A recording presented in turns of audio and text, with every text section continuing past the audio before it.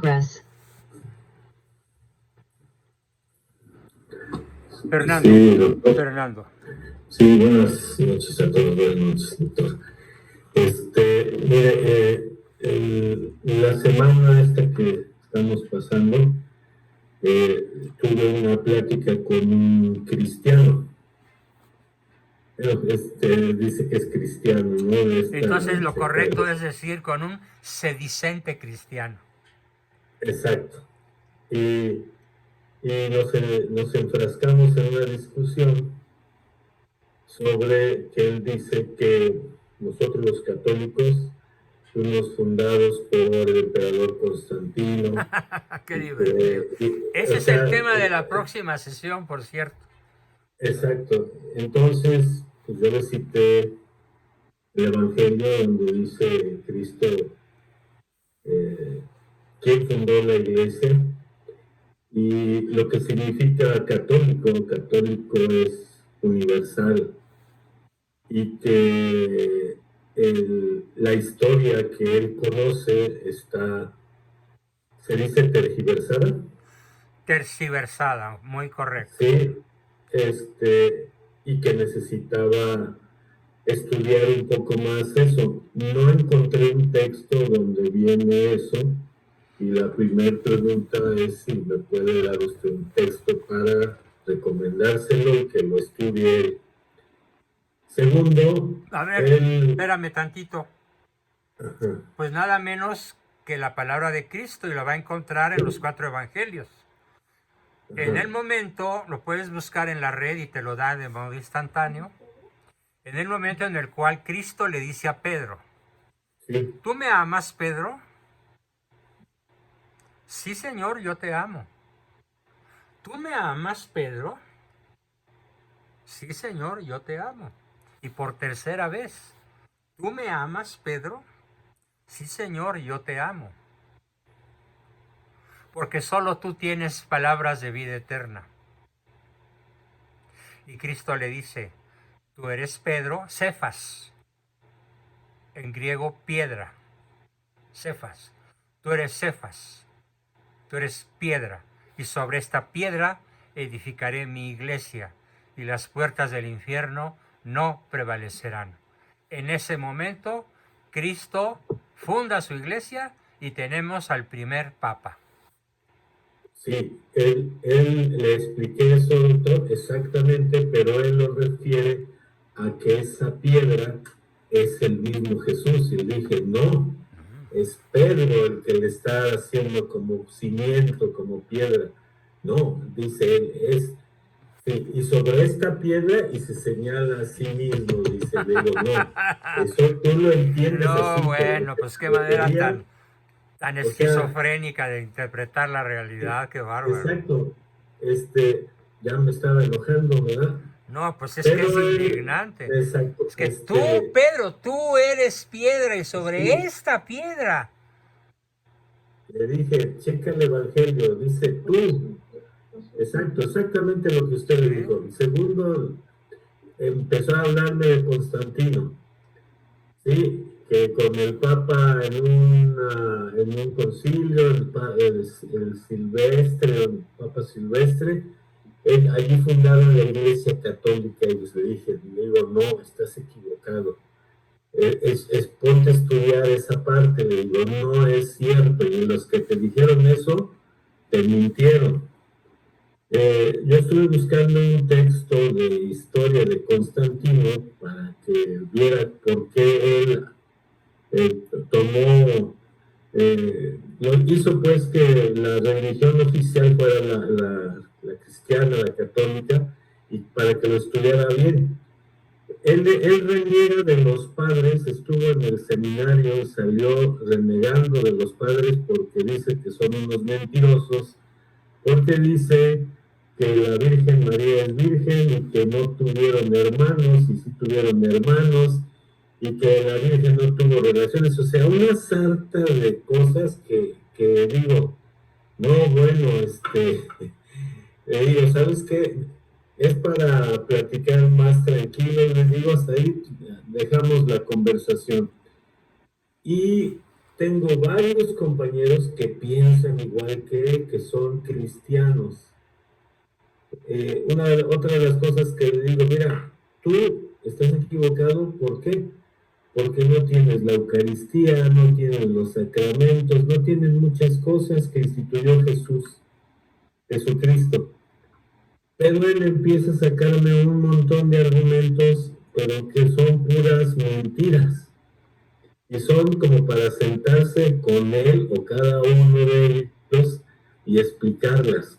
Entonces, si hay algo que nos puede usted recomendar para seguir estudiando, aparte de lo que todos hemos visto aquí, para entablar ese diálogo fraterno con estos hermanos.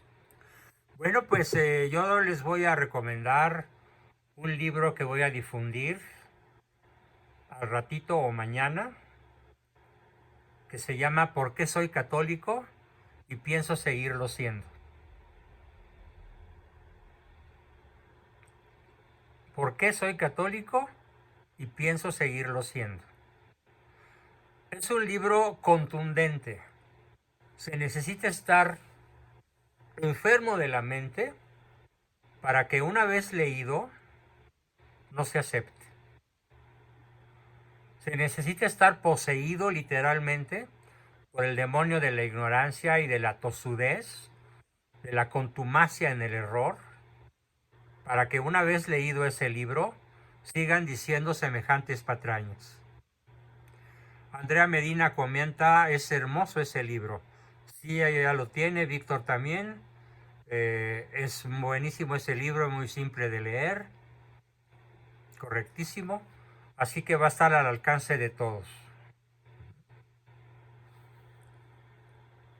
¿Y por qué quiero ponerlo al alcance de todos? Bueno, estoy muy agradecido. Muchas personas, o tal vez no muchas, pero algunas han contribuido generosamente para mi operación, que por cierto ya se definió hoy la fecha. A los que me preguntaban, ¿qué nos platicas? ¿Cómo estás? Bueno, pues estoy ahora sí en la antesala de la intervención quirúrgica, que tiene un nombre que no he logrado aprenderme, muy técnico, y que será, Dios mediante, el día 13 de diciembre a las 9 de la mañana. Si todo sale bien, espero, dice el doctor, salir caminando al día siguiente, o cuando mucho al tercer día. Espero que todo salga bien y poder seguir con ustedes ese mismo viernes de esa misma semana, como si nada hubiera pasado. Bien, pues recomiendo entonces, espero que al ratito o mañana más tardar al mediodía, ya todo el mundo tenga en su poder el formato PDF de ese formidable libro, cuya lectura decreto como obligatoria, como absolutamente indispensable para que realmente sean católicos responsables. No basta con ser católico. Acuérdense que hay que tener la conciencia recta e ilustrada. No basta la conciencia recta sola. Porque aunque tengas conciencia recta, si no la ilustras, habrá circunstancias en las cuales se va a presentar la recochina duda. Se va a presentar el argumento heterodoxo, el argumento falso, que te puede hacer dudar de tu fe. Por esa razón es tan importante el estudio de ese formidable libro de ¿Por qué soy católico y pienso seguirlo siendo? Con esto contesté tu pregunta, mi querido Fer. Continuamos con Leticia. Adelante, Leti, por favor. Sí, buenas noches. Hola. Regálanos tu imagen si puedes. No, es que ahorita no. Otra vez. Bueno. Ahora estaba oyendo de la Iglesia Católica, cuando le pusieron el nombre de católica. Y en el catecismo de la Iglesia Católica, en el numeral 830, ahí dice, pero la primera vez que la primera persona que lo dijo fue San Ignacio de Antioquía, que vivió desde el 30 hasta el 107, después y fue discípulo de Pablo. Ajá. Constantino fue, o sea, como dicen que, de que Constantino le puso iglesia católica, No, pues eso pero fue Constantino 200 años después. fue en el 313. Entonces, cuando le dijeron fue del 30 al 107, cuando le pusieron iglesia católica. Cierto. Excelente aportación. Felicidades, Leti. De Muy nada, bien, es una gran aportación al grupo. Maravilloso. O sea que ya desde los primeros instantes de nacimiento sí, del de la catolicismo, iglesia. de la iglesia, ya Ajá. se le llamaba católica, por San Sí, Ireneo, San Ignacio de San Ignacio Antioquía de le Antioquía. puso, y fue discípulo de San Pablo. Muy bien, extraordinario, excelente. Muchas gracias, Leti. Yo también te quedo muy agradecido por esa aportación tan valiosa. Ok, gracias. Gracias a ti. ¿Quién continúa? ¿Preguntas, comentarios, dudas, aportaciones? Todavía tenemos un tiempito.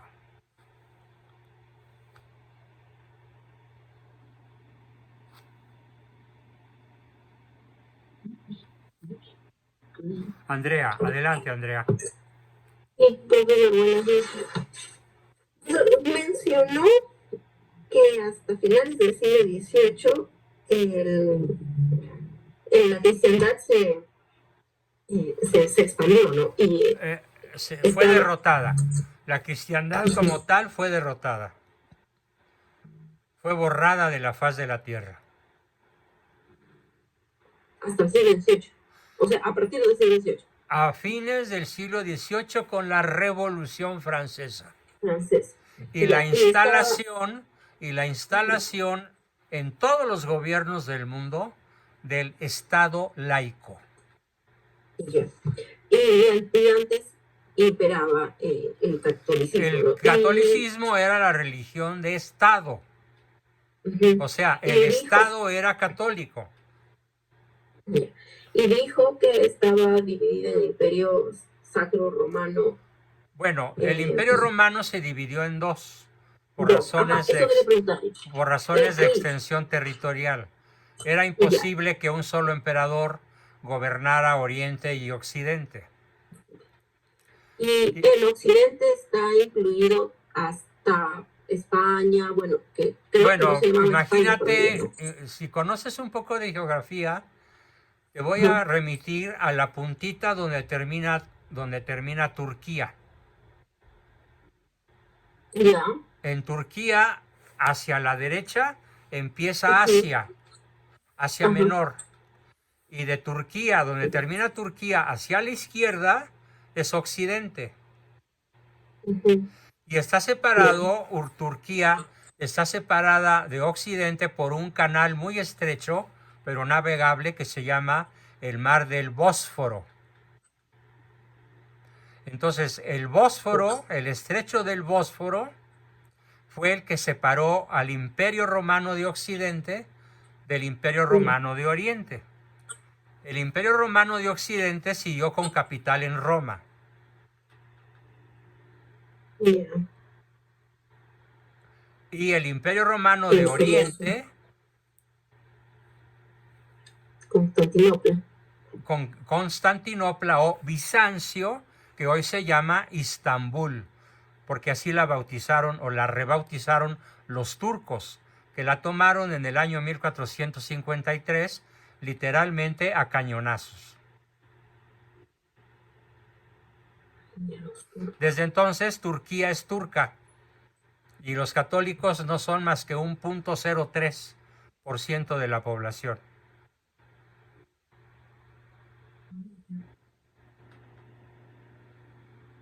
Sí, los turcos exterminaron a los cristianos. Entraron a sangre y fuego y con sus cimitarras degollaron a todo el que no quisiera volverse seguidor de Alá y de Mahoma. Ya. Fue una de las acciones más brutales del mundo árabe. Algo equiparable a Hamas, el movimiento terrorista palestino. De ese tipo de gente es. No sabía. Ya. Ya, profesor, gracias. Magnífico, Andrea. ¿Alguna otra pregunta? Ah, no sé si, bueno, ya es un poquito solista el tema, pero en Occidente todo era Roma, digamos, no era el imperio. ¿Cómo se empezó a dividir España, no sé, todos esos países, Francia? ¿Cómo se empezaron a formar las nacionalidades? Ujú, Bueno, digamos que España nunca fue formalmente una provincia romana, pero ujú, aprendieron latín los habitantes de la que se llamaba Iberia o Hispania. Y ese latín primitivo lo fueron corrompiendo en latín vulgar. Y del latín vulgar surgió el castellano. ujú, Entonces, cuando ya hubo una masa suficiente de hispanoparlantes, se formó España, pero a lo largo de 7 siglos de lucha. Y cuando vinieron las invasiones de los bárbaros, los francos invadieron la que hoy es Francia y lucharon contra el Imperio Romano y fundaron Francia con capital en París. Y los suevos y los alanos invadieron Alemania y formaron Austria y Deutschland. ¿Sí? Entonces, la formación de los estados europeos tiene un punto de partida que sería imposible entender sin la invasión de los bárbaros a Europa. Pero curiosamente, todas las tribus bárbaras, incluso los que llegaron a Italia, que fueron los ostrogodos, y a España los godos, se convirtieron al cristianismo. De hecho, el príncipe principal de los francos, Clodoveo, se bautizó cristiano ya de adulto e instaló en lo que se llamaría Francia el catolicismo. Y así se fueron formando los estados-nación. Y con el paso de los siglos declararon su independencia respecto del Sacro Imperio Romano de Occidente, hasta que el imperio desapareció. Te puedo decir que para finales del siglo XVIII ya no quedaba una sola huella política, armada, militar, estatal, de lo que había sido ni el de Occidente ni el de Oriente. ujú. O sea, empezó por la invasión de los bárbaros. ¿Y los bárbaros de dónde venían? Del norte. Del norte, básicamente. Ya. Bueno, sobre todo los vikingos, los normandos, que son los que invaden Inglaterra. Inglaterra también estaba dentro, o sea, esa área. Inglaterra llegó a tener presencia romana importante, aunque nunca fue una conquista, pero hubo presencia romana en Inglaterra. Pero Inglaterra fue, vamos así, pirateada por los normandos y parcialmente también por los vikingos. Y lo que es Suecia, Noruega, Finlandia, fue totalmente conquistada. Toda esa región de lo que hoy se conoce como países nórdicos, fueron totalmente conquistada por los vikingos. O sea, los suecos modernos son descendientes de los vikingos. Ya. Sobre este punto, Ricardo, te vi alzar la mano. Y a ver, rapidísimo. El problema del Imperio Romano fue de que se fue debilitando internamente. Se le llamó, por ejemplo, la peste de Diocleciano. Hubo una peste que acabó con aproximadamente un tercio de la población en todo el Imperio Romano. Acabando esa peste, vino un periodo que se cree que fue precisamente por la erupción de un volcán, en donde todo el mundo se enfrió muchísimo y dejaron de producir. Y todas las tribus germanas que había desde el Rin hasta el Vístula, o sea, todo lo que era Alemania y Polonia, huyeron porque esa zona prácticamente, imagínate que según parece, durante 3 años el hielo no se descongeló. Entonces, o emigraban o morían, punto final, no había. Y entraron al Imperio Romano, que estaba muy debilitado porque no tenía gente. cada una de estas tribus estaban los visigodos, que fueron los que llegaron a España, los vándalos, que era la tribu más destructiva de todos los germanos, que arrasaron parte de Italia, parte de Francia, parte de España, y que llegaron al norte de Europa, y que de hecho fueron, durante el sitio de Hipona, fueron los que siguieron a Hipona cuando estaba Agustín de San Agustín de Hipona, ahí en Hipona, y murió por el hambre causada por los vándalos. El detalle es que eran muy pocos los pobladores. Por ejemplo, en España, la masa de toda la población española era alrededor de 4 millones, y de todos los visigodos no llegaban a 500,000. El detalle es que, como se había desmoronado toda la estructura política, los visigodos pudieron ocupar el poder político. Igual pasó con los francos. En todo lo que era lo que era Francia, todavía estaban los galos romanizados, pero los francos se hicieron una porción muy pequeña. Otro detalle, la mayor parte de ellos, casi todos de hecho, casi todos los germanos que invadieron originalmente, eran arrianos, eran cristianos arrianos, porque cuando expulsaron a los arrianos en un concilio, me parece que fue el de Nicea, uno de los tres de Nicea, huyeron al norte y fueron los que cristianizaron, pero de forma arriana, a todas las tribus estas germanas. Todas estas tribus germanas, llegó un momento en el cual parecía que los arqueros, que todo Occidente se iba a convertir al arrianismo. Llegó a haber más iglesias arrianas que católicas, pero era nada más por motivos políticos. Se fueron convirtiendo todos esos reyes, y conforme se iban convirtiendo, se fue perdiendo el poder la iglesia arriana, hasta que desapareció, simplemente se desapareció. Los vikingos eran pueblos germanos, pero que vivían al norte de Dinamarca, y esos eran los únicos pueblos germanos paganos. Pero eso es otra cosa. Inglaterra sí fue invadida. La reina Boudica, la pueden investigar, defendió a Inglaterra de una forma muy, muy, muy especial. Logró derrotar a una o dos legiones romanas con sus tropas montadas en carros, en carros de combate.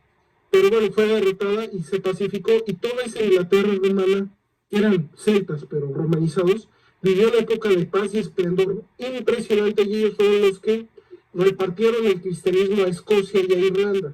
Ese cristianismo católico, por cierto, católico, no entonces solamente existía solo el cristianismo católico, ahí no llegaron los arrianos.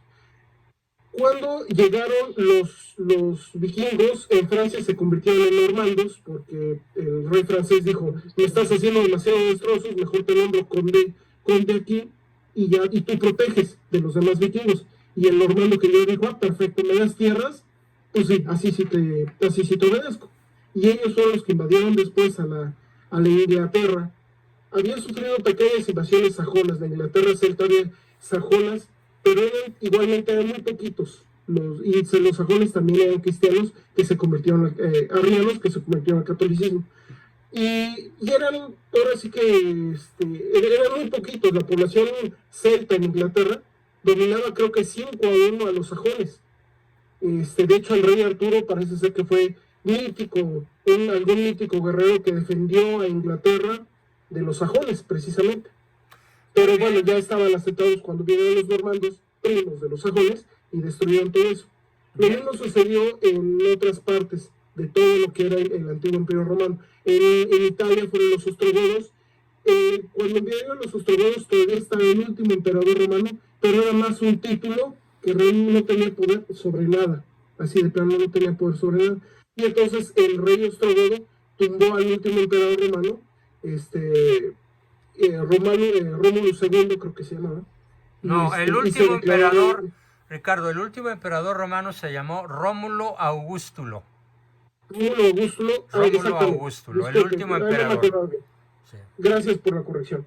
Entonces, fue el que oficialmente derribó el Imperio Romano, pero ya el Imperio Romano ya prácticamente no existía. Eran 4 ciudades las que obedecían al emperador, o sea, ya no había nada. Muy reducido. Entonces, ese fue el proceso. Lo estoy reduciendo muchísimo, obviamente. Sí, claro, pero es un buen complemento a lo que yo había explicado. Exactamente. Excelente. Y ahí la cierro, podría seguir hablando, ya sabe 3 horas, pero no quiero hacerlo. Muy bien. A ver, hay una pregunta de María Guadalupe y Gustavo que dice, ¿por qué se dice que hay 3 religiones? Judía, musulmana, no, musulmana y cristiana. Bueno, una aclaración semántica. En realidad, religión solo hay una, la verdadera, la católica. Lo correcto es llamarles a los demás credos. Entonces, existe un credo musulmán, una fe musulmana, existe un credo judío, una fe judía, pero no podemos hablar estrictamente de una religión, porque la religión la religión fue revelada por Dios. La religión católica vino Cristo a revelarla, terminar la revelación que habían empezado los profetas y los agiógrafos. Entonces es muy importante entender que no podemos hablar stricto sensu de religiones excepto de la católica. Hay una película, Thomas Becket, que dice que el reino de Dios se defiende como cualquier otro imperio. Bueno, eso se pensaba en aquella época y pues era una manera de pensar medieval, pero pues sí, así se defendieron los cristianos de aquella época. Incluso pues había algo así, llegó a haber algo así como los estados pontificios que eran defendidos con su propio ejército, y esos estados pontificios fueron invadidos incluso por ejércitos cristianos. Por ejemplo, los ejércitos españoles invadieron Italia e invadieron el Vaticano. Cuestiones políticas muy complejas de entender, que sería materia de otro tema, pero que va a demostrar una sola cosa: la indestructibilidad del catolicismo, la indefectibilidad de la iglesia fundada por Cristo. Pero eso lo dejamos para sesiones próximas, porque son temas sumamente amplios, difíciles y que requieren de mi parte incluso mucha preparación, y de parte de ustedes mucha apertura para entender el asunto. La familia Rivas nos dice que, según el padre Sáenz en su obra La nave y las tempestades, dice que la causa de la invasión germana fue la debilitación moral de la sociedad. ¿Correcto?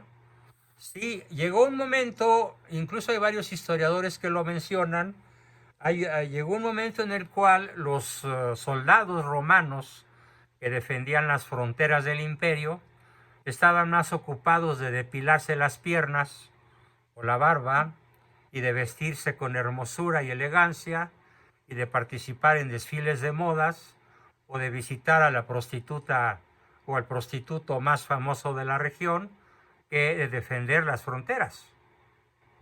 Mientras que los bárbaros invasores pues estaban dedicados a lo suyo, que era la guerra y la conquista, y eran extremadamente viriles y extremadamente fértiles.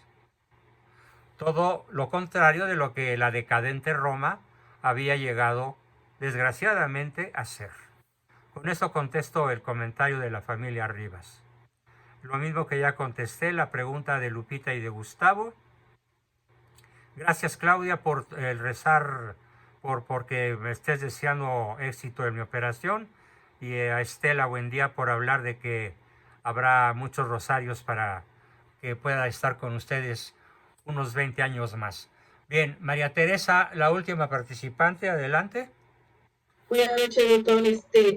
¿De dónde vienen los evangelios apócrifos? Pues de gente calenturienta a la que se le ocurrió escribir novelas y cuentos. Ya. Sí, o sea, no son revelaciones del Espíritu Santo, ni son decretos de la Santa Madre Iglesia Católica. Es gente, digamos, vamos a concederles, en cierta forma piadosa. Escriben cosas que salen de su imaginación y a lo largo de varias generaciones las van transmitiendo hasta que a alguien se le ocurre ponerlas por escrito, y entonces tenemos un conjunto de libros que son muchos, que se llaman los evangelios apócrifos. ¿Ok? Ah, ya. Sí, está bien, Pero que doctor. también reconocen indirectamente la existencia del Cristo histórico. Ah, ya. En eso tienen razón. Gracias, doctor. Brevísimo, Ricardo. Sí, muy breve, lo prometo. De los evangelios apócrifos, en los primeros siglos hubo muchísimas sectas y muchísimos herejes, grupos heréticos, inclusive algunos de ellos fundados por sacerdotes originalmente cristianos o católicos en ese entonces. Y de ellos, la gran mayoría de los evangelios apócrifos vienen de sectas que mezclaron lo que era el gnosticismo con el cristianismo. De todas esas sectas, la única que permanece es el mandeísmo. Es el mandeísmo. El mandeísmo es una mezcla de cristianismo, judaísmo y gnosticismo. Y todos los evangelios apócrifos provienen de esas sectas heréticas. ¿De acuerdo? De tradiciones que tenían luego esas sectas heréticas. Eso es todo. Bien. Muy bien.